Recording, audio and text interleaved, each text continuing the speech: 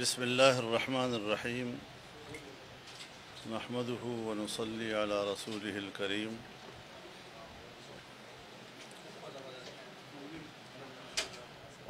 پاک China window کے طرف سے مجھے دعوت دی گئی۔ میں اس ادارے کے سربراہ کا شکر گزار ہوں کہ انہوں نے مجھے اس اعزاز سے نوازا۔ اس میں کوئی شک نہیں ہے کہ سی پیک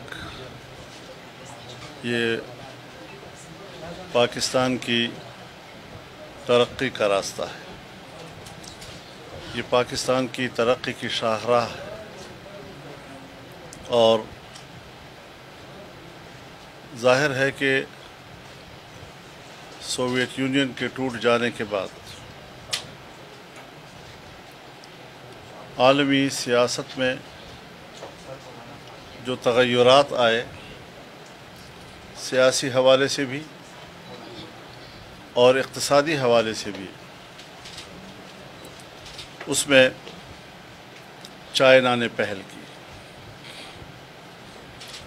سن 1995 میں جب میں فارن افیئر کمیٹی کا چیئرمین تھا تو چائنا نے پوری فارن کمیٹی کو بلایا، دعوت دی، اور چین کے نئے اقتصادی ویژن سے انہوں نے ہمیں آگاہ کیا۔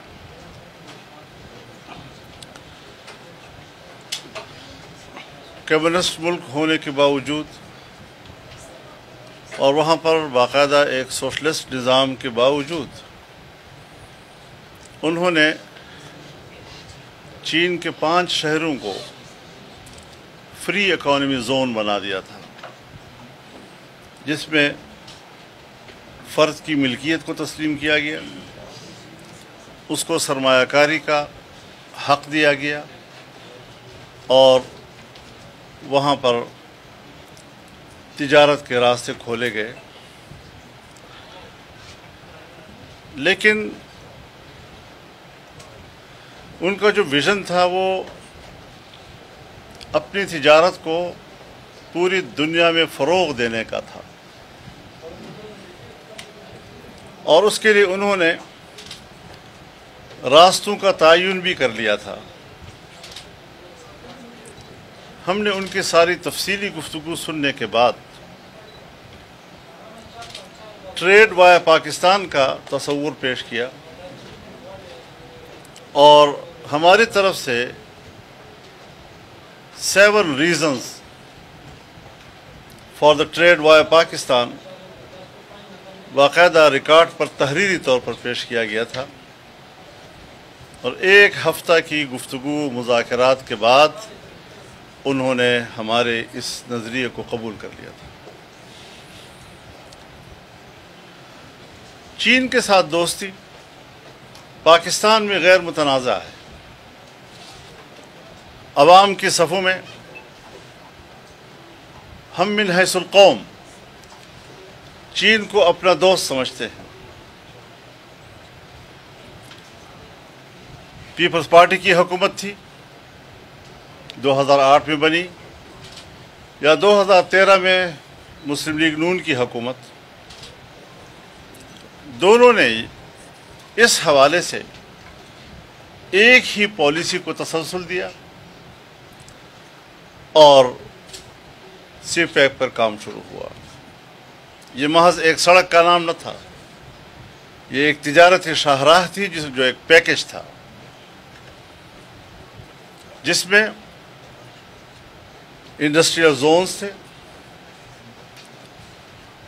انڈسٹریل زونز کو جس مقدار میں انرجی کی ضرورت تھی، اس حوالے سے انرجی کے سیکٹر میں پیداواری قوت کو بڑھانا، اس حوالے سے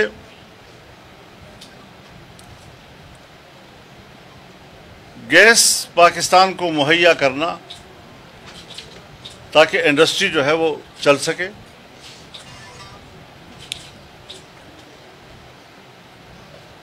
آپٹیکل فائبر کہ جو اس موٹر وے پر ٹریفک کو کنٹرول کرنے اور حادثات کو کا راستہ روکنے کے لیے ایک مؤثر جدید سائنسی ٹیکنالوجی ہے، وہ پاکستان کو دی۔ ریلوے لائن اس سے وابستہ تھا، لیکن جب دنیا نے دیکھا کہ پاکستان میں تو اس پر اتفاق رائے ہے، تو مغربی دنیا نے امریکہ کی سربراہی میں انڈیا کے بشمول ایک تیسری قوت پیدا کی اور پاکستان کو اس تیسری جنس کے حوالے کر دیا، جس کا ایجنڈا سپیک کو روکنا تھا، جس کا ایجنڈا پاکستان کے راستے سے اتنے بڑے تجارتی راستے کو روکنا تھا، جیسے وہ پاکستان کو ایک کالونی سمجھتے ہوں کہ یہ سرزمین صرف ہمارے مفاد کے لیے استعمال ہوگی، خود اپنی قوم پاکستانی قوم کے مفاد کے لیے بھی استعمال نہیں ہو سکے گی۔ اس حوالے سے ہوائی راستے سے بھی تجارت کے لیے چین نے اپنے پیسے سے گوادر میں ایک بین الاقوامی معیار کا ایئرپورٹ بنانے کا، اور شاید بن بھی چکا ہے، لیکن نقصان یہ ہوا کہ گوادر کی بندرگاہ جو پوری ریجن میں سب سے گہری ترین بندرگاہ ہے، گہرا ترین سمندر، 3.5 سال کے بعد مٹی نے کنارے پہ آتے آتے اس کی سطح کہیں 9 فٹ چھوڑ دی ہے اور کہیں 11 فٹ چھوڑ دی ہے۔ اب اس کو دوبارہ اس مقام پہ لے جانا تاکہ وہ واقعی خطے کے سب سے گہرے سمندر کا کردار ادا کرے اور بڑی بندرگاہ ہو، اثر نو اخراجات کرنے ہوں گے، اور ظاہر ہے کہ اس کے لیے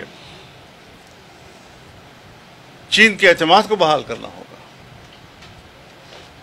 چین نے پاکستان میں بے شمار شعبوں میں سرمایہ کاری کی میں دلچسپی ظاہر کی ہے، اور اس میں ایگریکلچر کو وہ پرائرٹی دے رہا ہے، لیکن اس کو اعتماد تو چاہیے کہ پیسہ تو نہ ڈوبے اس کا۔ اسی حکومت میں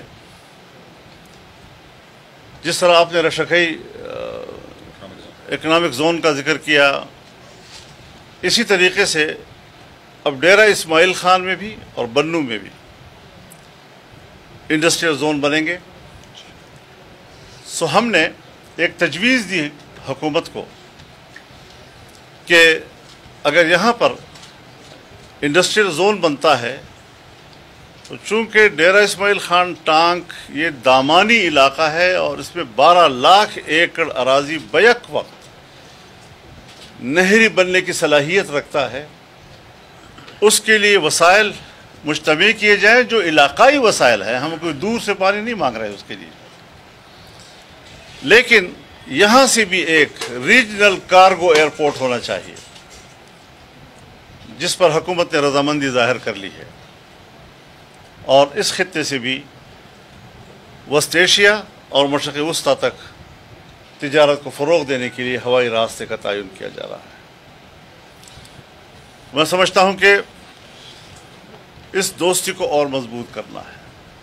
ایک صرف دوستی ہے جو اب 70 سال کے بعد اقتصادی دوستی میں تبدیل ہو گئی، اور اس کے سامنے جو بھی رکاوٹ آئے اسے ملیمیٹ کر دینا چاہیے۔ قوم کو چاہیے کہ وہ اس پہلو پہ نظر رکھے۔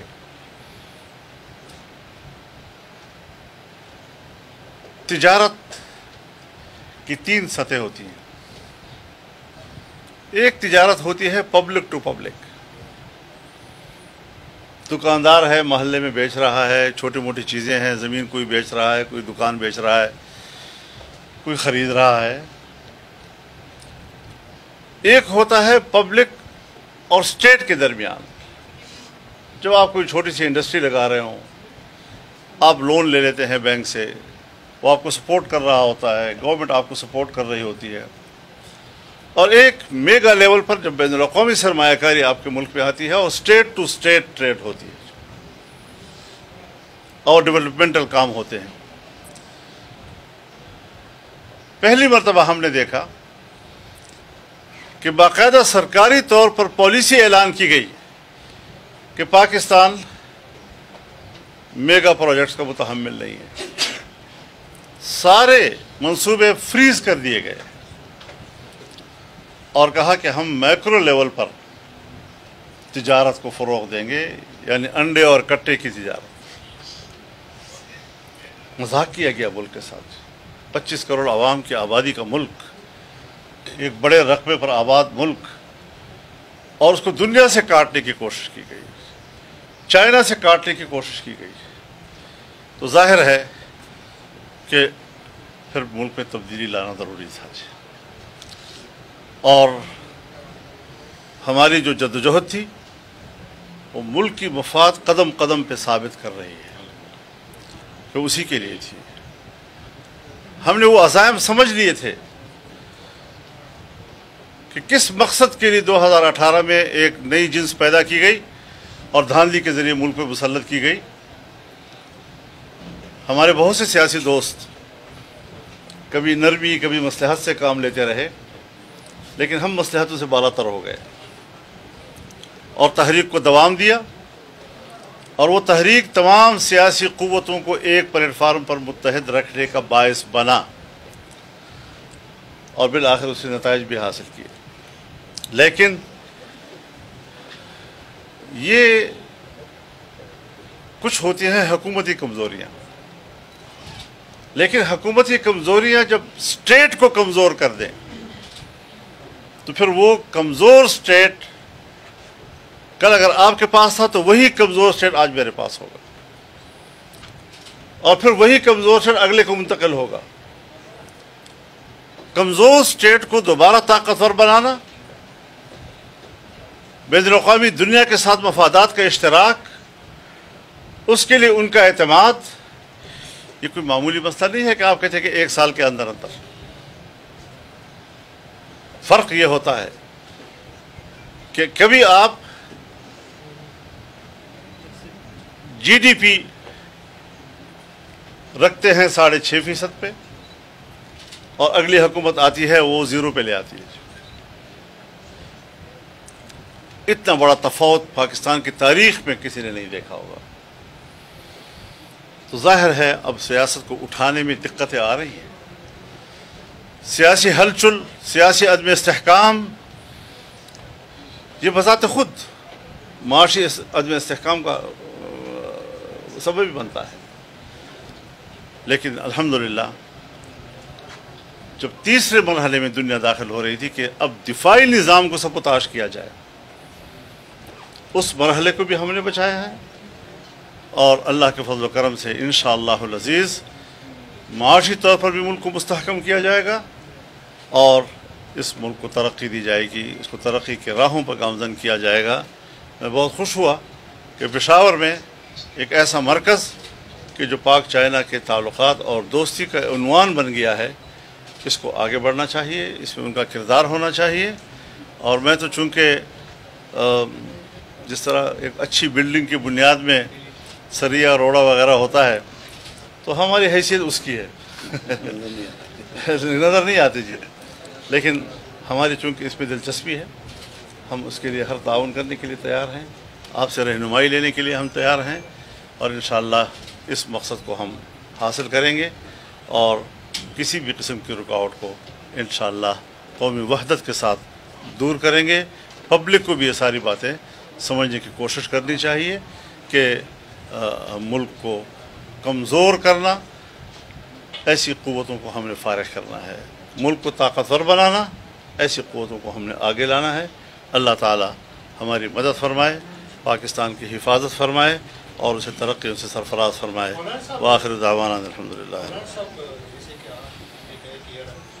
چائنا کے اعتماد کو بحال کرنا ہے، دنیا کے ساتھ تعلقات جو ہے ایک بار پھر جو خراب ہو گئے 0 پہ لے کے آ گئی، تو اس کو بحال کرنا ہے، لیکن وہ 1 سال میں نہیں ہو سکتا. تو اس کا مطلب یہ ہے کہ الیکشن کا اثر تو نہیں ہے کہ الیکشن دیکھیے الیکشن کوئی رکاوٹ نہیں بنتی اس چیز میں. اگر ہم قومی طور پر متحد ہیں تو پیپلز پارٹی کی حکومت تھی، اسی منصوبے پہ کام ہوا. مسلم لیگ کی حکومت آئی، اسی منصوبے پہ کام ہوا. تو اس کو سمجھنا چاہیے کہ باہر کا ایجنڈا کون لے کر آیا، اس کو پبلک کو سمجھنا چاہیے کس نے پھر اس کو روکا ہے. مولانا صاحب، آپ نے بات کی ہے کہ چائنا جو ہے زراعت میں انویسٹمنٹ کر رہی ہے لیکن وہ گارنٹی مانگ رہی ہے. کس قسم کی گارنٹی سر وہ مانگ رہی ہے؟ اس میں گارنٹی کا مطلب یہ نہیں ہوتا کہ کوئی آپ ضمانت لکھوائیں گے یا انگوٹھے لگوائیں گے. مثال کے طور پر جس طرح یہاں پاکستان میں کبھی ایک بھونچال آ جاتا ہے اور ایک تاثر پیدا ہو جاتا ہے کہ شاید وہی قوت دوبارہ نہ آ جائے، وہ صادق اور امین کہیں دوبارہ واپس نہ آ جائیں، تو وہ ہاتھ روک لیتے ہیں. پھر جب حالات بنتے ہیں کہ بھئی وہ چور اچکے جو ہیں وہ اقتدار میں آئیں گے تو پھر ان کے لیے دینے کو تیار ہو جاتے ہیں. یہ فرق ذرا سمجھنا چاہیے کہ صادق اور امین کون ہے اور چور کون ہے. اس کو جو الٹی گنگا پاکستان میں بہائی جا رہی ہے، اس پر دنیا کی نظر ہے اور اس کو ہمیں ٹھیک کرنا ہے تاکہ پاکستان کا اعتماد دنیا میں بحال ہو اور وہ پاکستان میں انویسٹمنٹ کے لیے تیار ہو جائیں. مولانا صاحب، یہ آج پیٹرول کی جو نئی کھیپ آئی ہے اور روس سے ٹریڈ شروع ہو رہی ہے، یہ کریڈٹ کس کو جاتا ہے، سابق حکومت کو یا موجودہ حکومت؟ میرے خیال میں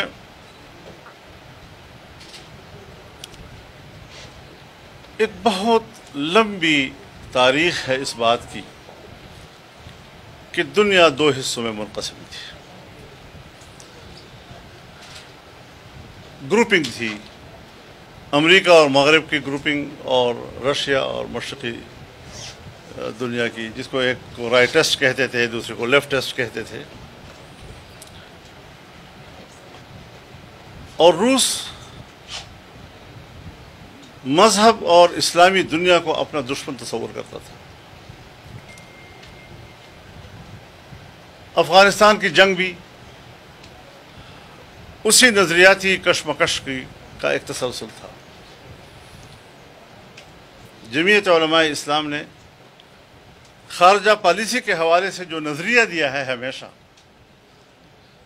وہ خطے کے ممالک کے ساتھ قریبی تعلقات کا، مشترکہ مفادات کا، اور ہمارے اس فلسفے کو بالآخر رشیا نے آج تسلیم کر لیا ہے کہ وہ آج اسلامی دنیا کے ساتھ بہتر تعلقات کی بات کر رہا ہے.